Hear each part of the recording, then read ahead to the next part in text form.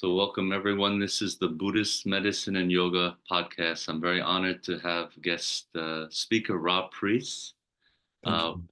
Thank you. And Rob Preece has written many books on Tantra and integrating contemporary psychological constructs. And I really wanted to focus on one of the latest books. It's called Tasting the Essence of Tantra. Is this okay to begin here? Yeah, absolutely. Please do. Yeah. Yeah. So, Very I nice want to be to with you. go, yes, I wanted to go right to the heart of issues that I hear in contemporary practice of Vajrayana. So I make sure we get right to them. And I Yeah, would yeah, say yeah. three came to mind reading this book, and they're very prominent discussions. One is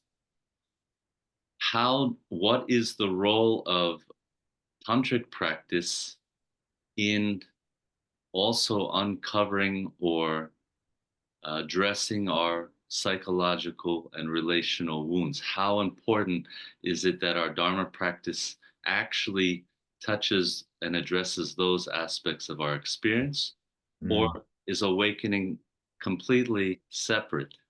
And two, um, what is Right. the role of somatic and energetic practices Yeah. in understanding Tantra, integrate personal integration, and knowing things like the generation and completion phase, actually practicing them. Yeah. Perhaps we should begin there, but how important is that we begin to address psychological wounds Yeah. in the journey Okay. and practice of Tantra?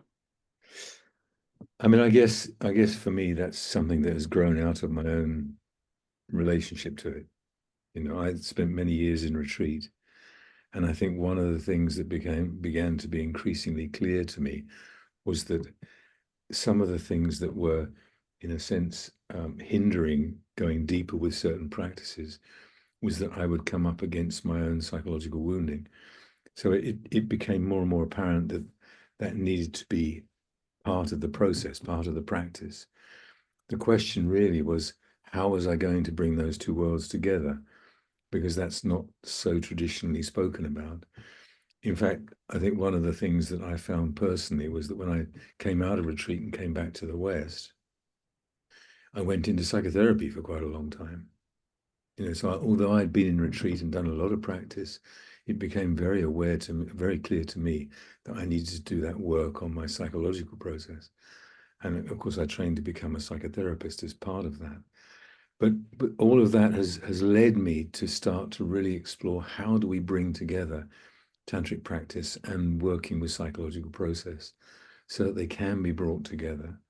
And I think there are many different subtleties, nuances of how we do tantric practice that can be from a more um, inwardly awakening process within the context of practice.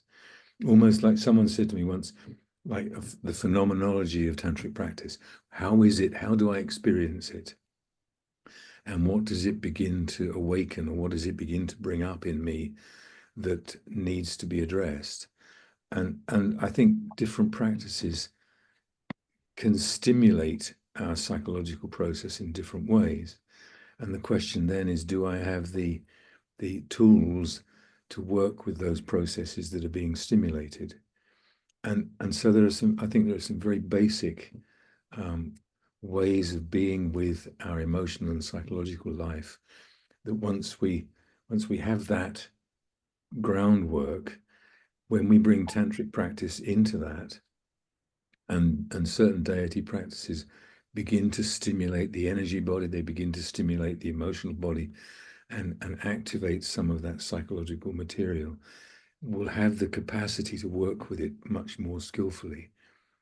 Whereas otherwise, if we don't, then practices may stimulate certain things, but how do I work with that? It's not always part of the traditional approach to know how to work with that. So I think it requires some subtlety of how we bring together certain practices in alongside what's being brought out of our tantric practice. Yeah. This may be Well, what I'm drawing also from this book and what you're saying now is in the book, there was a turn. I don't know if it was gradual, where you almost discussed trusting the intuition of Mhm. even around changing the way you teach or engage with practice. And Yeah, it seems integral to even these completion phase energetic practices. In the book, you give a couple steps about how to work with spaciousness, grounding, but you spoke about the felt sense yeah, that yeah. underlies actual deity yoga practices. Mhm. So I kind of hear these two awakening together. You awaken to your inner Yeah. life through these practices, but you are also mirroring that in the way you teach. Is there something you would say about how to ground and attune to our emotional life through the energy, how that works in Tantra? Yeah, yeah, yeah, yeah. This is a big subject in a way, isn't it? Um, I think one of the things that became very clear to me in my own practice was that the understanding that often comes from the completion stage practices around the energy body, subtle body, and so on, and working in the body, actually needs to be brought in earlier. Because unless we have a good relationship to the energy body and all of its processes, then where are we practicing? What is our practice transforming? So it became clear to me that my emotional life was very embedded in my energy body. They're almost inseparable. They're the same phenomena experienced in different ways. And that if I was to use my tantric practice to transform that more immediately, I needed to come back to body experience, body processes, and have a much deeper relationship to the energetic process in my body to begin with. And that's quite different to the tradition. The tradition puts that at the end of the path almost, rather than at the beginning. Whereas it felt to me as though we need to bring that in much earlier. So that was one of the first ingredients. I think the second one was really learning, and Mahamudra and practices like that support this, really learning how to be immediately with those experiences and to give them the space to naturally move through as a kind of healing process. So if we have that groundwork and then we start to bring the deity process in, then the deity practice itself kind of needs to be we need to be a bit more creative around it. Yeah, the traditional practice has its place. The sadana, the sequence of the sadana, and so on, has its place.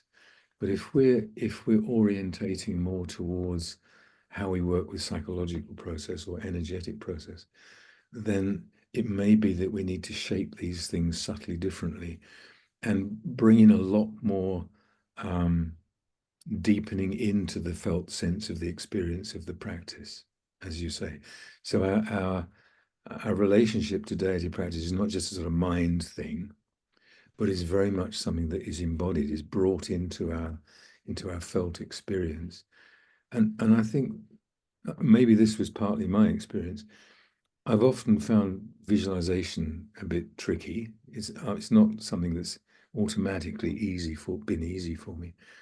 But the felt process maybe is even more important. I may have a relationship to something like a deity like Tara. I may not be very good at visualizing the deity, to use that language, but if I can open into a felt resonance with the presence of the deity, that actually has a very profound impact on how we inwardly experience that relationship.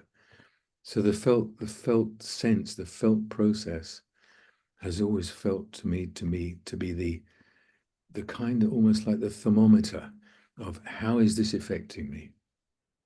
How is the practice actually beginning to transform and change me? It's that felt experience which feels central to it. Yeah. Yes.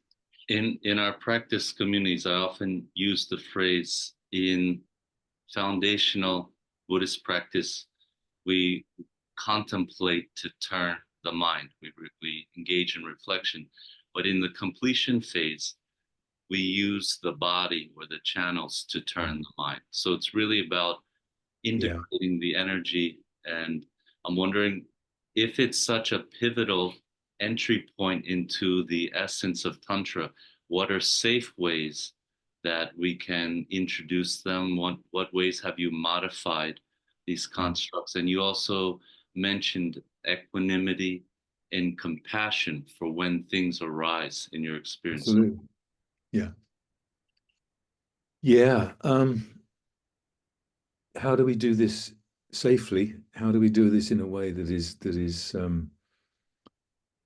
uh, sort of more organic in a sense? I think it doesn't necessarily require that we do lots of um, exercises and those kind like the more activating practices.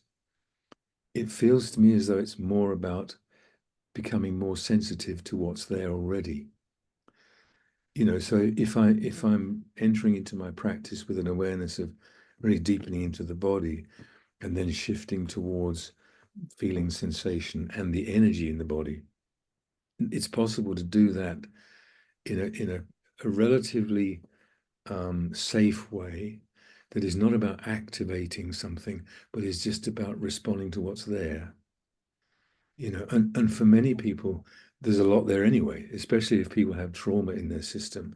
They don't want that to be activated. That needs to be allowed to find its natural way of healing. And quite often the most beneficial thing for that is this safe, compassionate, holding environment that's not trying to make it into something else or trying to stimulate the chakras or whatever, but is actually simply giving space for the natural awakening, release, movement of energetic processes through the body in a way that can be kind of we can get a sense of how much we can work with and what support we may need around it, how much we can actually allow to move through at some point, because sometimes it's very painful, right? It's very distressing. So I think that's an important bit of it. Um, there was something else you asked, and I forgot what it was. there Absolutely. was there was something. Yeah, there was another question in amongst that which I've lost, but maybe we can come back to it. Absolutely. How do we create that container? I think you used a term and you'd mentioned it in one of your earlier books, but is it about awareness practice? Is it about just how we implicitly learn to deal with difficult or emotionally charged material? How do we create this container to allow for healing with Vajrayana practice? Yeah, okay, that's reminded me of the other question or the other comment you made. I think something that there's a number of elements to that, I think. One is that as teachers, I think we need to be creating an environment that really recognizes that those processes are natural, they're normal, they're healthy, they're not a problem or an obstacle. But our practice will bring them out and they need to be allowed to move through. So I think part of that safe container is what we as teachers offer. There's no judgment, there's no sense of, oh, you should be doing it this way, or you should be feeling this, but that sense of whatever is there is what your nervous system is bringing out that needs to be able to heal. So I think that sense of safety is crucial in terms of how we're held in our practice, and hopefully our teachers will do that. In terms of our personal relationship to that, I think that there's an awful lot of work that we have to do as Westerners of shifting how we see ourselves, how we relate to our own sense of being, because we often don't have a particularly healthy relationship to our sense of self. We're often quite critical and judgmental, and we push ourselves, and we're not very kind to ourselves a lot of the time. So I think probably what some of the early stages of this need to be cultivating that sense of kindness, sense of compassion that knows we're human, we've got this stuff, and we shouldn't kind of in some way blame ourselves for it. It's not that we're bad or wrong. It's that we've often been wounded, and we need to allow a sense of compassion around that, I think. Yeah. So I reframe this question a different angle. Yeah. I speak to practitioners also because I facilitate certain uh, practices such as Tsalung, Choko, Yeah. or Tumo. Yeah. Yeah. And the one thing that comes up is how important these methods are for uncovering the unconscious, also Right. the repressed and the Yeah. shadows. So, looking Yeah. at Vajrayana practice, how does it relate to what we call the shadows and the Yeah. unconscious in the body? And then again, how do we view this? What's the view? Is it we see that we need to? This is alchemical gold. This is where it comes from. And if Yeah. it's a very lived experience, Tantra should really look at our shadows, or is it just material there that has to be have its space? And sometimes it comes up uh, in Yeah. reintegrating psychological integration. So, how important is it in the Tantra? Yeah. Yeah. I mean, again, I think there are many different ways of approaching this, and um, the thing that often surprises me is that even practices that are relatively peaceful practices, in inverted commas, will bring the shadow out if we're given a safe environment within which aspects of the unconscious can come out. I'll give you an example of that. Very often, my wife and I have run Chenrezi retreats. Very nice, lovely, peaceful deity. People are often surprised that within the context of a Chenrezi retreat, lots of shadow stuff comes out. Because in a way, it's being given the free, open, secure space, compassionate environment in which it can emerge. So, people come into the retreat thinking, I'm going to have a wonderfully peaceful, blissful time. And instead, what comes to the surface is maybe the stuff that really needs to come to the surface, that needs to be able to transform and to be held in an environment that can enable it to move through. And I think people are sometimes surprised at how that happens. And it's not a bad thing. It's not a wrong thing. It's actually very healthy that we can do that. And different tantric practices will activate that in different ways. Obviously, so the wrathful practices will activate that in a different way to the peaceful practices and so on. I think the key thing is how do we hold those processes once it's beginning to be activated and not judge it as being, oh, this is an obstacle, this is bad, or this is wrong. It's what needs to begin to move through. And that's a very healthy thing, I think. Yeah. It sounds like in compassion, a retreat on compassion, it's also about love, connection, attunement. So, Yeah.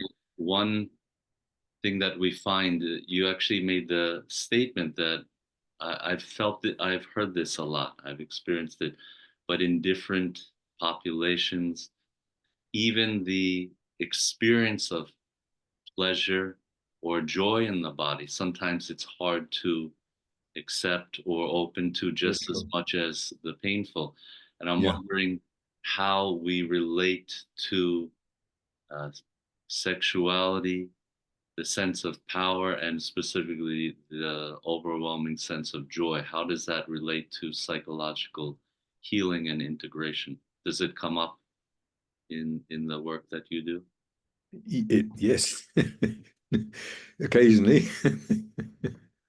um, I think the sexuality issue is always going to be there in the background, isn't it? Because it's in the body. And that as soon as we shift the primary orientation of our practice into the body, then inevitably an element of that is going to be our sexuality. And the question then can often be, how do we again hold that in a safe environment that isn't how to say it isn't wanting to keep it held down or held back or suppressed in some way. And again, it depends so much from person to person, doesn't it? For some people, reconnecting to that energy, or letting that energy be present, is quite scary.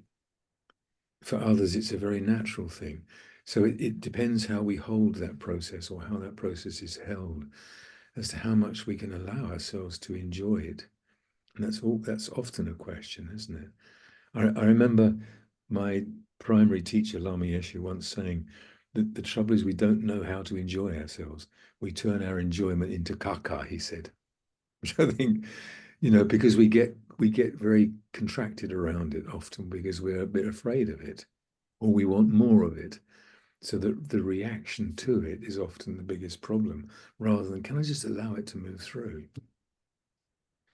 And that freedom to let it move through is not something that we're always that comfortable with. Yeah. I highlight that one area because it's a if we turn to somatics in psychotherapy, a Mm. lot of the early frameworks had some framing of sexuality and eros and libido in relation to psychological healing. Yeah. But you use some traditional constructs like the channels, the energy, the essence or tiglia of the body. Do we need to reach for a new energy psychology theory when bring Vajrayana into contemporary discourse, or uh, is it not so much about a new reframing, but just making sure that this felt sense, this inner unfolding intuition is there on the part of practitioners? Do we need to rework the language and the discourse and move forward, or just kind of just bridge these concepts? What's useful or important today? Well, that's quite a big question.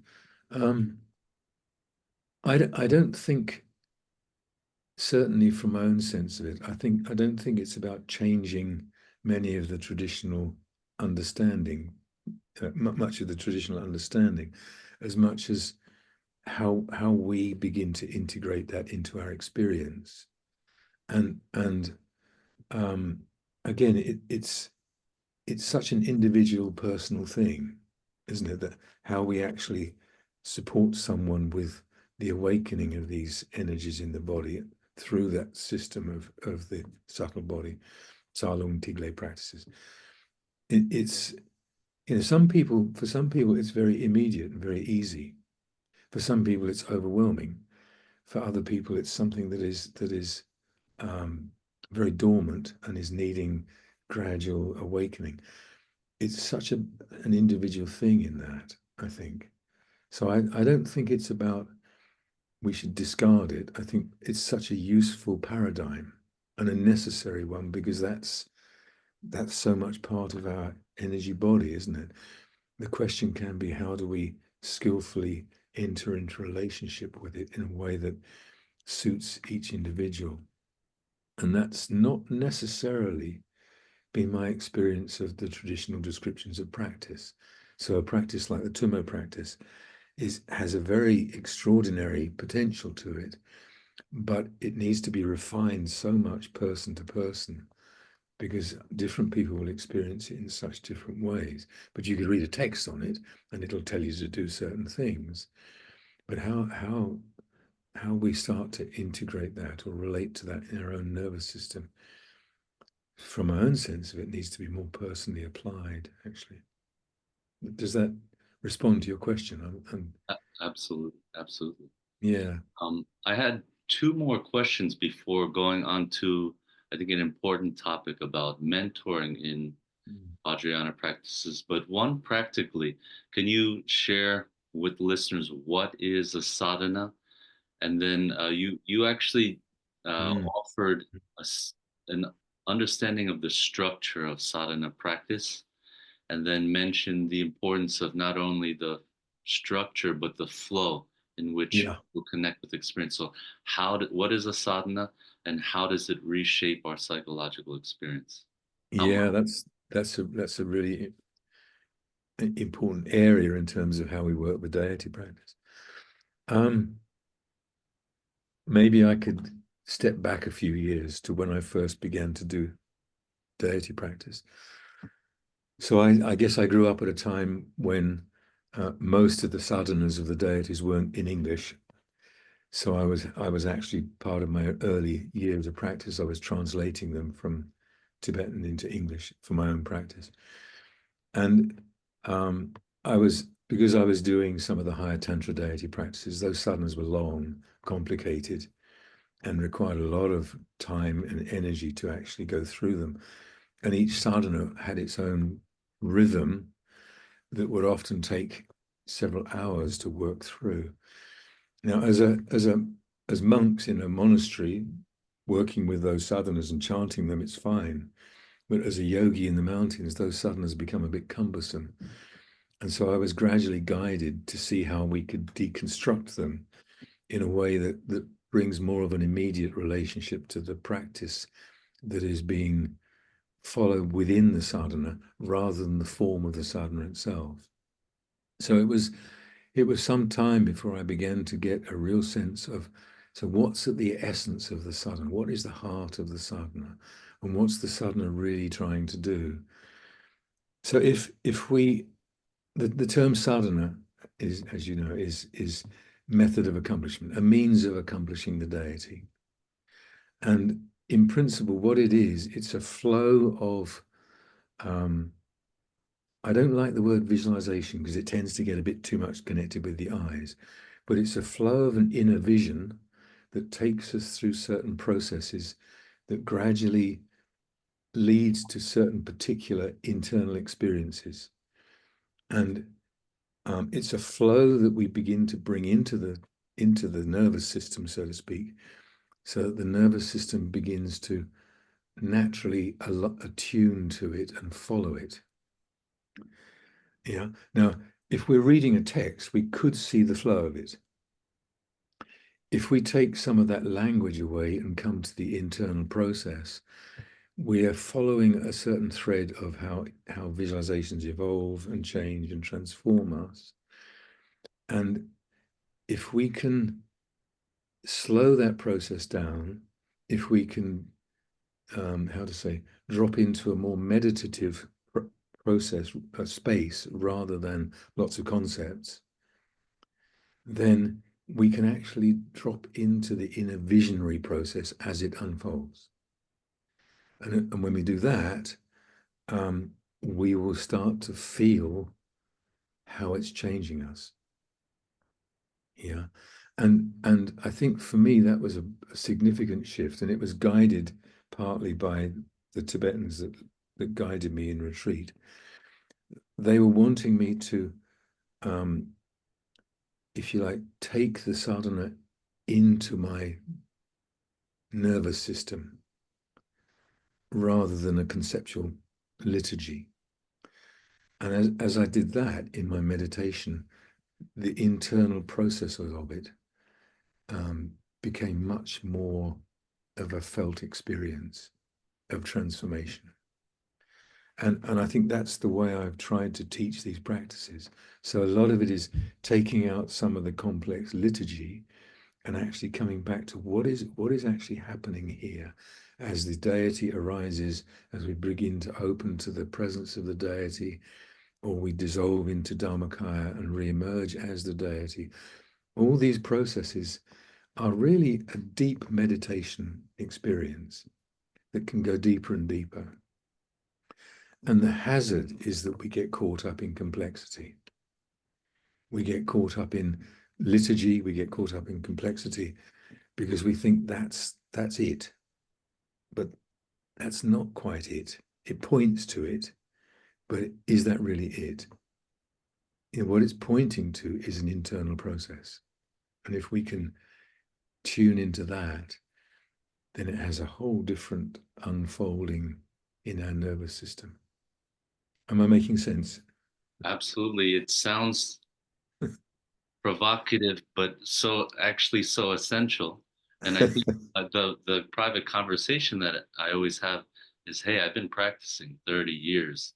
For some reason, I'm good at performing a sadhana, but I don't know if it's changed my habits, my perceptions, even deeply how I feel. So this It's Yeah, yeah, a more essential look at the transformative process in Tantra. Actually, yes, I, yes.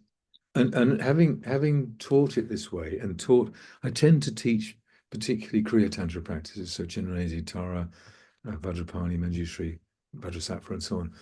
I tend to focus on some of the simpler practices, and actually doing it this way, people have said they really get the experience of it. And that's the measure of it. Am I really starting to feel this process in my nervous system? Is it changing something? Is it awakening something? And it brings something alive in a different way. This is why I use that term, I think earlier on. It's like the phenomenology of the sadhana.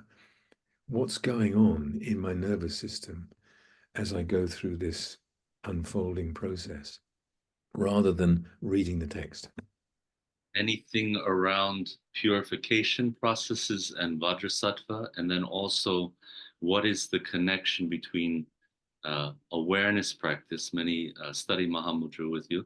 Yeah, yeah, Awareness practice and deity yoga or energetic practice. So one yeah, yeah, yeah, about purification, and what's the role of awareness practice? yeah, yeah. Again, this feels like there's three things there. I, I think there's something I've often said jokingly. Having a deity practice is like having a wonderful yacht, but if you don't have Mahamudra, you've got nowhere to sail it. Yeah, the deity practice needs to be sailing in the ocean of Mahamudra. If it's not, then it's got nowhere to sail. And what I mean by that is that um, if we have the capacity to rest more and more deeply in Mahamudra and in the energy body, to not just that mind awareness, but also the felt awareness of being in the body. If we have that as a sort of stable ground of our practice, and then bring the deity practice into that, then we've got the basis of transformation there, because we keep coming back to Mahamudra as the ground. So very often when I'm taking someone through a sadhana, we may start with Mahamudra, we bring in the deity process. After a certain process, we drop back into Mahamudra again, because we're kind of digesting. We're absorbing what we've just done, feeling it into the body. Then we continue, maybe do another bit of the process, and then drop again into Mahamudra. So we keep coming back to that ground of digestion, of integration and transformation. Yeah. So that was part of your question, but there was another bit. And then, if any tidbits or just Purification. thoughts about the experiences of purification Yeah, yeah, amongst. yeah. I have some reservations about using the word purification. Yeah, and this is partly because when we use that term, it often implies we've done something negative, we've got negative karma, we've got to clear it, and all this sort of thing. And there's a truth to that. But for many of us, the impact of our life and the impact of our experience has often traumatized us or has embedded itself in our nervous system. And I'm not sure that needs purification as much as it does healing. So quite often, I prefer to use the word healing because it has a slightly more compassionate, kind sense of this isn't your fault. We're not blaming you for this. We need to help it to cleanse and move through. So I think I often like to look at it that way. But we can use the same practice, perhaps. It's just a different attitude of how we approach it. So the Vajrasattva practice, we're most familiar with that on the crown, washing down through. We could see that as a purification practice, but we could equally turn that into it's a healing process. We're healing the energy body, we're healing the emotional body, and using the Vajrasattva practice to do that. So I'd make that subtle distinction actually. And when we do that, then our Mahamudra practice is a healing practice. So many things become a part of the healing process if we're allowing the emotional body or the energy body to become liberated. It's part of the healing process, isn't it? So if we're in the body and in our practice, we begin to wake up some element of our wounding or our trauma, and the energy of that moves through, even with a simple practice. I would see that more as a healing process than a purification process. Yeah. And our last question is really about models of support and Yeah. community.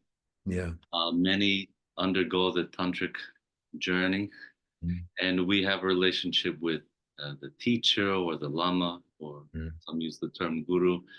Yeah. Some connect with psychotherapists or therapists who may understand Buddhist contemplative practice. And Mm-hmm. we have our friends and community. What might be a significant role of a mentor in this process? Yeah. Yeah. Yeah. I mean, personally, I think it's a missing bit. Not completely missing, but I think it's a bit that we need to bring in more and more because um, many of us can receive teachings or empowerments from Tibetan teachers that fly in and fly out, sort of thing, or we may get a chance to see them for 5 minutes. But how do we then bring some sort of integration of our practice in our daily life is less easy. And often that integration doesn't require the High Lama who's got expertise on another level. It requires someone who's done the job as well, who's also practicing, who's working with it, and isn't necessarily um, is similar to us, but maybe has a bit more experience. So I think the role of mentor, in some sense, is it, what was the term in Sanskrit or in the Indian days? The Kalyana, yeah, what is it again? is it the Kalyana Yeah, Mitra? Kalyana Mitra. Thank you. Yeah. So the kind of the spiritual friend. I think the mentor fulfills something of that role, but it would feel to me as though for us as Westerners, it's often very helpful for that mentor to have psychological understanding as well. Yeah. As well as the understanding of some of the complexity of the teachings and the practices. So it's a funny mixture of like psychological support and also a knowledge of the practices. And in my own sense of that was that, I worked as a psychotherapist for many, many years and I also have my practice and I've done retreats and that sort of thing. I began to gradually see that people really wanted a different kind of support, but they wanted it from someone who had the psychological background so that they could include the struggles they were going through with their practices, the things it was bringing up, and for them to be understood and to be held in a certain way. And also, someone maybe could say, well, we could shape the practice a bit like this. We could make some adjustments to it. So, knowing enough of the background of practice as well. And that's quite a combination. And it's not necessarily the combination that everyone has. It may mean that some people need to be trained in that, you know. And I don't think we should assume that just because someone is a great scholar or they've done a massive amount of study, that it makes them a good mentor. They may have the Dharma knowledge, but the question is, how is that in a relationship, in a relational process where we're dealing with a person who is experiencing things which need to be given some kind of understanding of how to work with them. So it's I think it's quite a subtle thing, but really important. Do you Yeah. think one would need a therapeutic or trauma informed background, like a very formal one at some point? I, how formal, I don't know. I think it's very useful because a lot of people that come to me for mentoring, they have some kind of experience of trauma or whatever that needs a little bit more support than just Dharma knowledge. So yeah, I think it's very helpful. And and and I think there are times when the mentor needs to be able to teach certain things as well in order to guide practices or to support practices. Yeah, so it's I think it's quite a significant role actually. Yeah. Would they also be the Dharma instructor? Yeah, quite possibly. Quite possibly. So it's a little bit of a combination of teacher, counselor, therapist brought together, and maybe in a way that creates a sort of this safe environment again, and where there isn't too much project. You know, the difficulty with our gurus is that we project an awful lot onto them, and there's quite a sort of mystification process can go on. It's not always easy to have a closer relationship. Um, we need someone that's not in that role, you know, that is more of a personal role where there's more of an interaction and an openness to explore. Yeah. So it has its different ingredients. Mm. So this has been a very refreshing conversation. I wanted to leave off with this question. It's in the recent history of Dharma teaching, many of our elders or mentors have been successful in continuing practice and teaching. Yeah. Some have adopted very much the structures and way of teaching that they received in Asia Yeah. from Yeah. Tibetan teachers. But there is this notion of really listening to uh, what's needed right now. Yes. And Yes. so, how do we continue to allow the tradition to evolve or have its impact, but really address without losing the essence of practice? Yeah. Yeah. Yeah. Yeah. And maybe that requires a slightly different teaching approach or different teaching role. Um, I think I think it means that we don't put teachers too much in a sort of distant, inaccessible place. And if as teachers, speaking as a teacher, if as teachers we can be more authentically present and with the people that we're teaching, and open to the dialogue. There hasn't always traditionally been a dialogue. We might be able to ask certain questions, but the authority is very much there, sitting on the throne.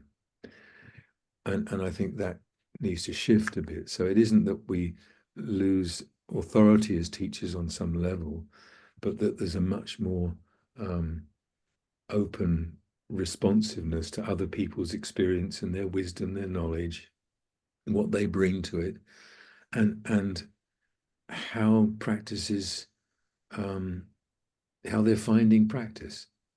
You know, there's a question there's a question I often quite like to ask when I'm leading retreats is, how was that for you?